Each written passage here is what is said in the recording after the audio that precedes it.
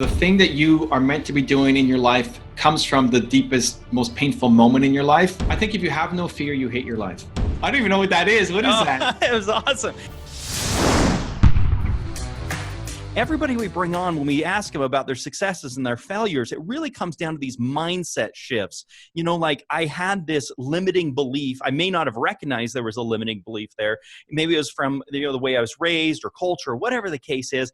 And breaking through that, then the income hack started to happen. So give us give us just a little more background about you and how you maybe changed some of those limiting beliefs in your own self. So I think your purpose comes from your pain. I think the thing that you are meant to be doing in your life comes from the deepest, most painful moment in your life. Your purpose then becomes to help other people not struggle and suffer as much as you did. And so I struggled so much as an entrepreneur that then I wanted to help other entrepreneurs not struggle and suffer as much as I did. Along the way, every major breakthrough that I've had personally have always led to business success. The problem is always your mindset. It's always a matter of believing in yourself more. I like to say that everybody has Michael Jordan level talent at something. You're a genius. Like everybody listening, you're a genius. You are the best in the world at something. You're the Michael Jordan of something, but you're not doing it. And a lot of people are walking around feeling like they have more potential. There's more inside them. Like this version of them is not the final. They know there's another level, but they don't know how to reach it. They don't know what to do to get there. And so a good chunk of what my content is all about is helping people believe in themselves more to chase down their goals. How do I find my genius? If somebody's listening right now saying, hey, how do I find that inner genius that you talk about? I love how you articulate it. How do I find that? What's your favorite food, Ryan? Oh, I like almost everything, but let's just say we had some we had some carne asada last night, a carne asada salad. I don't even know what that is. What is that? It was awesome. It's a meat chopped up, and then it's got veggies and all kinds of stuff in there. It's I don't know, something my wife made together. It was amazing, by the way. Thank you, Hillary. I love it. Okay, so if I'm coming over to your house, I'm having dinner with Ryan and Hillary. This is what I'm going to be fed. Awesome. Looking forward to it. How did you find out that that was your favorite food? I tried it. I took a chance and tried it a few times. My boys were worried about eating it last night. Like, oh no, I don't know. Then they took a few bites and loved it too. That's the same process. You try it. You can't think your way through this. This is a matter of the heart. Like I already forgot the name of that food. Carne asada. Carne asada. Yeah. Right. Like you can't think your way through liking carne asada. You can't think your way through liking sushi. You might look at sushi and that sounds disgusting. That's raw fish with rice and seaweed. Really, you're gonna eat that? But then you try it and it's like, I like it. Or you don't. But it's by trying. And so the trick is, as soon as you get an idea for something, to just go off and try it and see how it makes you feel. Because chances are the first time you do it, you're going to suck at it. It's not going to be great. You're not going to get a result. But did you like how it made you feel? Because if it did, then you need to go back and try it again and try it again and try it again. And eventually you'll get better at it.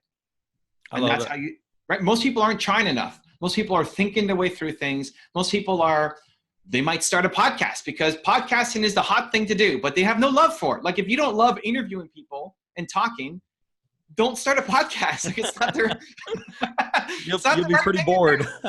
Right? You have to like it because you're going up against people who love doing it. And so there's no way you're going to win if it's just a strategy for you. The trick is you have to love it. And so how do you know if you love something? Well, you need to say yes. You need to explore it, taste, test, try. Most people aren't doing that enough. They're sitting on their couch trying to figure out the next thing they should do. They're trying to wrap their head around it, but it's something you need to wrap your heart around first. Test and feeling. So keep testing, keep trying things, and be really introspective on how it makes you feel when you do those activities. And if you start feeling huge emotion around what you're doing, you're probably striking gold at some point, and you got to just keep then figuring out how you can make that successful. Just release yourself from the expectations of it having to be perfect and just give it a shot and see how it goes. Success leaves clues. Yeah. And so, find the person that's doing it or has done what you're trying to accomplish and follow the model because success leaves clues. I think if you have no fear, you hate your life. I think if there's nothing in your calendar in the next month that you're afraid of, you don't like your life. I don't think people are meant to wake up and just photocopy the same day over and over and over and over again. You want to grow. You want variety, especially people listening to this show. You want to grow. You want to make more money. You want to try new things. You know you're capable of more. But every time you're doing something new, it's new. And so therefore it's scary. Because I think that's where your self-confidence comes from. Self-confidence, self-love, self-esteem, they come from doing difficult things. If they're afraid of it, sometimes they're quick to give up on it and be like, oh, I don't want to try that. That's going to be too hard. We had one of my sons climb up a pole, strapped into this thing and this harness and climbing up. My other son was like, I don't want to do it. I don't want to do it. The reason he didn't want to do it is he was afraid he was going to fail and it wasn't going to happen. And this whole coaching moment of saying it's only a failure if you don't try. I see that in myself so many times of just being scared and having to overcome that. And this cycle you've talked about of, feeling the fear, moving forward, doing it anyway, seeing the result, making changes, this cycle that continues. So I love how you've articulated that so well, because I think that's such a key to life. If I can add to that, I would Please. say if you can tie your self-esteem to the effort instead of the result, that's when you'll really start to grow. Because most people tie their self-esteem to the result, to winning. And if that's how you get your self-confidence from, your self-esteem, then you only do things that you have a pretty high chance of winning at. And thus you play small for life. If you tie your self-esteem to trying and you put your best effort out every day, then you're going to lose a lot in the eyes of society, but you're going to ultimately win way harder than anybody else. I think people pretend like they're doing well and they'll post on Instagram this picture or this little win they have, but inside they know I didn't give it my all. And that's the game that I want to change. So you do the pillow test. You ask yourself tonight, am I proud of the effort? Anything else that you'd like to share, maybe on the spouse side of, getting on the same page financially or mindset? Any thoughts on that? I think very often your spouse, people listening, is not doing the same thing you're doing. Your spouse is doing something else, has their own career. Maybe they're an entrepreneur, but they're doing something different than what you're doing. And especially if you're listening to Ryan and consuming the podcast and you're on a growth path now, your spouse may not, hopefully is supportive, but likely doesn't understand everything that you're doing, trying, and want to get into. And this is a mistake that I made. I think that the greatest thing that I've done with my relationship is try to bring my wife into understanding what I'm going through and why it's so important.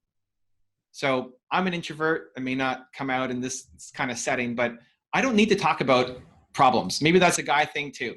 When I'm struggling with something, I want to try to solve it and fix it. Talking to somebody about it does zero for me. No need. But then when I'm in crisis mode and trying to solve it, my wife doesn't understand what's going on and what's happening. She just sees me suffering, and then it's a disconnect.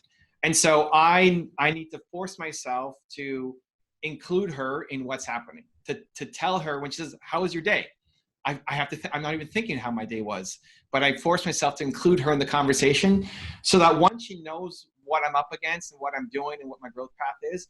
But then two, also when something happens, it's not, the business isn't the enemy, right? If somebody's trying to income hack now, they're trying to make their way up, and then something happens and their PayPal account gets shut down or their podcast gets deleted or something, and like you're freaking out and in crisis mode, chances are your spouse is only seeing, well, you're not with me, you're focused on your business, because they don't understand everything that you're going through.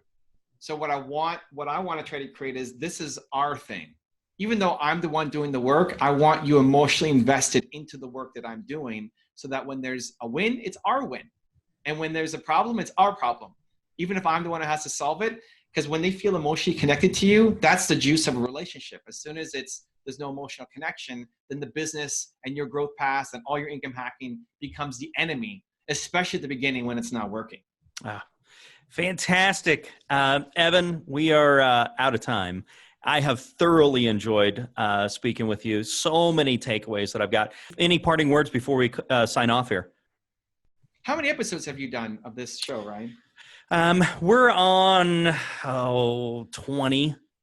So we're just growing. I love it, dude. What I would say, final message is, if you're getting value from this, then go support Ryan and give a review on iTunes. Give it a thumbs up. Leave a comment. It's hard putting on a show, you know, and Ryan has been nothing but professional. And for the video viewers, you see all the effort he's putting into having the setup and the logo and all of that work.